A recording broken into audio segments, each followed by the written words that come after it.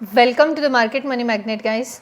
आज यहाँ इस वीडियो में हम बात करने वाले हैं रेलवे स्टॉक्स में जो धमाकेदार तेज़ी हमें देखने को मिल रही है, 14 तेज़ी, उसके पीछे के रीजंस और क्या ये तेज़ी सस्टेनेबल रह सकती है या नहीं, हम ये भी जानेंगे।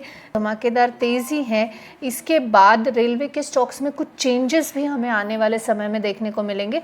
वो चेंजेस किस तरह के हैं हम ये भी जानेंगे। सबसे पहले तो हम देख लेते हैं कि रेलवे के स्टॉक्स में कितनी तेज़ी है। सबसे पहले तो आप यहाँ देख सकते हैं इरकॉन इंटरनेशनल लिमिटेड जो है, इसमें करीबन 9.83% की तेज़ी हमें आज एक दिन में देखने को मिली है। वहीं पे अगर हम जुपिटर की बात करें, जुपिटर वैगनार्स की बात करें, इसमें भी हमें 15.15% की तेज़ी देखने को मिल रही है। आरवीएनएल की अगर हम बात कर ले तो आरवीएनएल में भी हमें करीबन 2.52% की तेज़ी देखने को मिल रही है। और इसी के अलावा अगर हम बात कर ले टिगार रेलवे सिस्टम लिमिटेड का, इसमें भी करीबन 3% के आसपास की तेज़ी हमें नज़र आ रही है।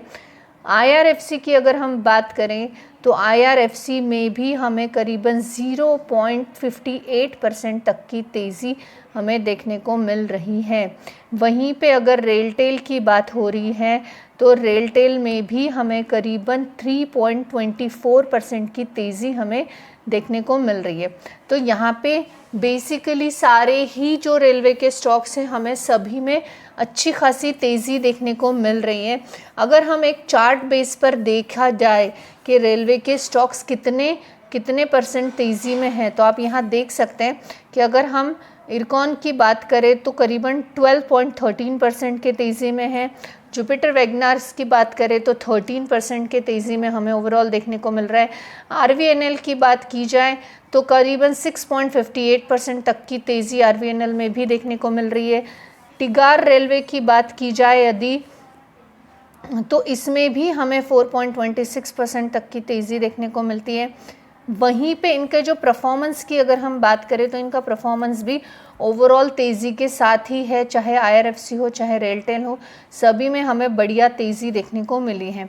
अब इस तेज़ी के पीछे कुछ ना कुछ रीज़न डेफिनेटली होगा, तो अगर हम इसके रीज़न्स को जाने तो की रीज़न्स अगर देखा तो सबसे पहला मेन ड्रिवन रीज़न जो है इस तेज़ी के पीछे का, वो हमें देखने को मिल रहा है मेगा मर्जर प्रपोजल। अब ये रिपोर्ट के ज़रिए बताया जा रहा है, ये एग्जैक्टली अभी कंफर्म्ड न्यूज़ नहीं है, लेकिन अगर ऐसा होता है तो डेफिनेटली हम बोल सकते हैं कि बहुत अच्छी तेज़ी हमें रेलवे के स्टॉक्स में देखने को मिल सकती है।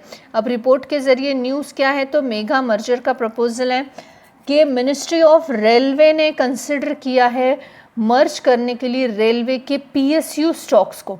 जी हाँ, जैसे कि इरकॉन या आरवीएनएल जो है, ये दोनों शार्पली जंप कर गए क्योंकि इनको दोनों को कंस्ट्रक्शन की कंपनियां होने की वजह से डेडिकेटेड प्रोजेक्ट एग्जीक्यूशंस के लिए दोनों को एक लार्जर क्रिएट कंपनी बनाने की जो एक प्रपोज़ल है उस पर कंसिडरेशन किया जाएगा। और ये जो एक्सपेक्टेशन है इन्वेस्टर्स की, ये बहुत टाइम से है और इस वजह से एक इफ़िशेंसी इम्प्रूवमेंट हमें रेलवे के स्टॉक्स में देखने को मिलनी चाहिए थी, जो कि हमें देखने को मिल सकती है आने वाले समय में, जो कि बहुत टाइम से ये प्रपोज़ल जो है ये पेंडिंग देखने को मिल रहा था। सेकंड रीज़न जो है, ये हमें लॉन्ग टर्म रेलवे इंफ्रास्ट्रक्चर में बूम आने जैसी बात है, क्योंकि गवर्नमेंट ने जो 7 हाई स्पीड रेल कॉरिडोर को अनाउंसमेंट किया है, मैसिव रेल इन्वेस्टमेंट का प्लान ये एक देखने को मिलता है। यानी ये प्रोजेक्ट जो है एक ह्यूज कॉन्ट्रैक्ट करेगा रेलवे कंपनीज़ में, जो कि construction, financing and equipment supply कर सकती हैं।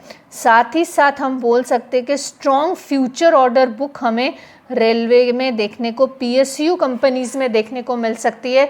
पीएसयू कंपनी का मर्जर हो जाएगा और पीएसयू में एक स्ट्रॉन्ग अगर ऑर्डर बुक देखने को मिलेगी तो ऑब्वियसली हम ये बोल सकते हैं कि आने वाले समय में ये जो स्टॉक्स है अच्छा परफॉर्म करने के इनके चांसेस हो सकते हैं। नए रेलवे के लाइंस, स्टेशन रीडेवलपमेंट या वंदे भारत ट्रेन मैन्युफैक्चरिंग, इस तरह के प्रोजेक्ट आने वाले समय में इनको मिल सकते हैं। इसके अलावा जो फोर्थ रीज़न हम देख सकते हैं वो है सेक्टर वाइड सेंटीमेंट्स। अब रेलवे के स्टॉक जो हैं ये गिर रहे थे जब हेवीली 2025 में, तो बहुत सारे ट्रेडर्स जो है ये बाइंग कर रहे हैं अब पॉजिटिवली, क्योंकि पॉजिटिव रिबाउंड इसमें देखने को मिल रहा है।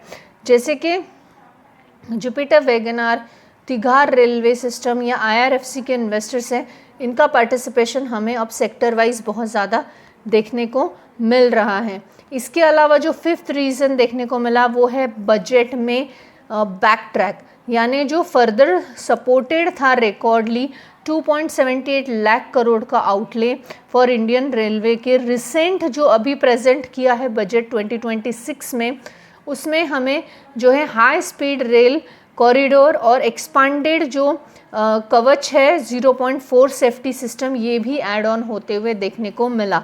और इस वजह से जो यूजुअल मूव्स है रेलवे में RVNL, IRFC, IRCON, RailTel, IRCTC, इनमें हमें इसके इम्पैक्ट देखने को मिलना एकदम नेचुरल थे। इन्हीं रीजंस की वजह से जो है आज रेलवे के सारे ही स्टॉक हमें तेज़ी में देखने को मिले। और जैसे कि अभी तो ये न्यूज़ मर्जर की रिपोर्ट के ज़रिए हैं, पर ये न्यूज़ अगर कंफर्म्ड हो जाती है तो हमें जो है रेलवे के स्टॉक रॉकेट बनते हुए नज़र आ सकते हैं। स्पेसिफिकली जैसे RVNL, इरकॉन जैसे स्टॉक्स जो हैं, इनके मर्जर यानी कंस्ट्रक्शन जो इंफ्रास्ट्रक्चर से रिलेटेड स्टॉक्स हैं, इनका PSU का मर्जर और इनका मर्जर करके एक नई कंपनी जो है ये फॉर्म होगी। अब अगर ये कंपनी फॉर्म होती है तो इन्वेस्टर जो ऑलरेडी इनके हैं, इनको क्या बेनिफिट हो सकता है? तो इनके पास अगर दोनों कंपनियों के स्टॉक है तो मर्जर कर इनके टोटल स्टॉक्स जो है एक कंपनी के बन जाएंगे। उनका रेशो या उनकी एक्स डेट, ये सब चीज़ें फर्दर अगर ये रिपोर्ट की न्यूज़ कंफर्म होती है तो हमें देखने को मिलेगी। अभी इसके ऊपर कोई भी विचार करने का मतलब नहीं बनेगा, लेकिन रिपोर्ट के ज़रिए मिनिस्ट्री ऑफ रेलवे कंसिडर कर रही है मर्जर को। यही न्यूज़ हमने 2023-24 में भी देखी थी, पर कोई भी कंफर्मेशन नहीं आया था और रेलवे के स्टॉक्स ने बहुत अच्छा पॉजिटिव मूव दिखाया था। और अभी फिर से ये न्यूज़ मर्जर की हमें वापस रिपोर्ट के ज़रिए मिनिस्ट्री ऑफ रेलवे के आते हुए देखने को मिल रही है।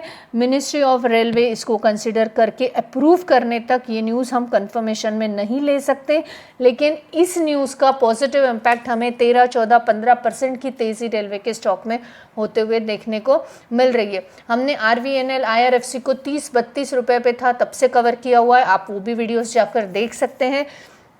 अभी इस समय भी आप इन स्टॉक्स को कंसिडर कर सकते हैं, लेकिन आपको एक चीज़ याद रखनी है, रिपोर्ट की न्यूज़ है, कंफर्म होए बिना ये मोमेंटम चलेगा। अगर रिपोर्ट निगेटिव रही, ऐसे कोई भी मिनिस्ट्री ऑफ रेलवे का कोई भी स्टेटमेंट आता है जिसमें ये डिक्लाइन किया जाता है कि अभी वो मर्जर को कंसिडर कर रही है, तो यही स्टॉक हमें जो है क्रैश होते हुए भी देखने को मिलेंगे और उस समय भी वो 4-5-6% तक भी डाउन जा सकते हैं।